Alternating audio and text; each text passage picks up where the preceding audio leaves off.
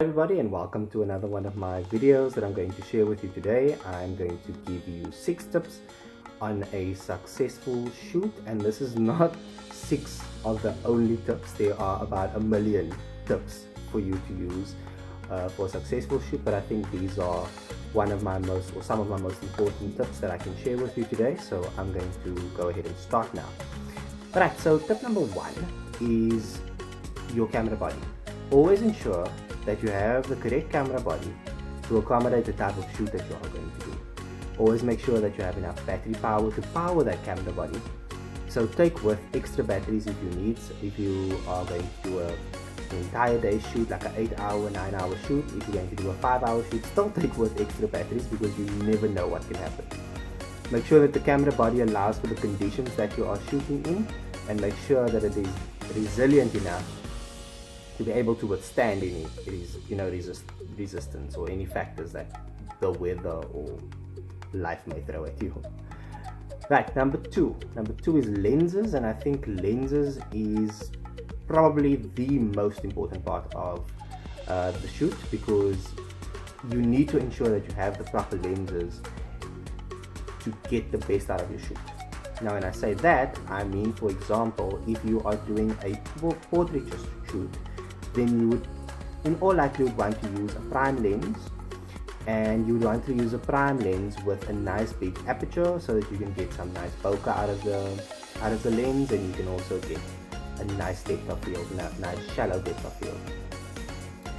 Number 3, metering modes and focus points. Now metering modes and focus points, probably similar to lenses, one of the most important parts of the shoot, because metering modes will allow your camera to be set to meter at the correct points that you need it to meter at.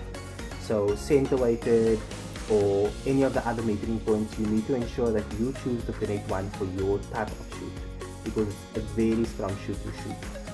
And then focus points is crucial to ensure that you have sharp images, and that works in collaboration with your shutter speed. So make sure that you choose your focus points wisely. Make sure that it's easily accessible. Doesn't matter if your camera has 9 focus points or if it has 65 focus points, just make sure you know how to use them, and make sure that they are easily accessible with quick access buttons as well.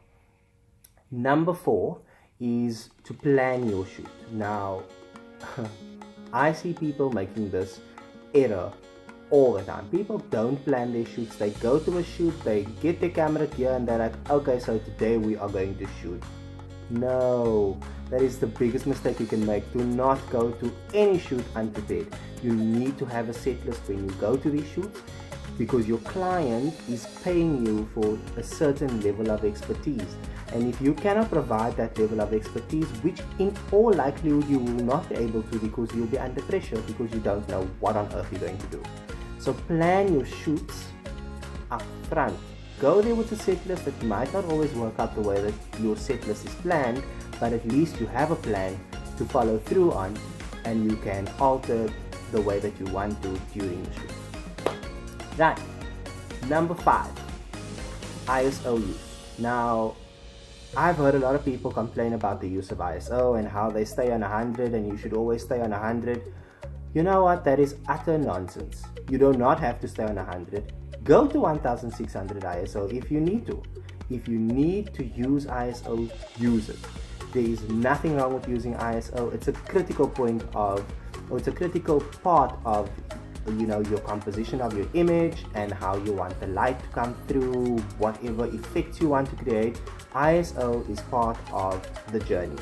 Use ISO. You can always do noise reduction in post, and you can always get your image to the perfect point where you want it to be. Just imagine not using ISO, getting to your PC and seeing, I should have pushed my ISO up, but then the moment is over. So use ISO.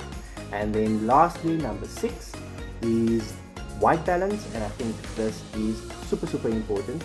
Make sure you set the correct white balance for the conditions that you are shooting in and the camera body that you're shooting with.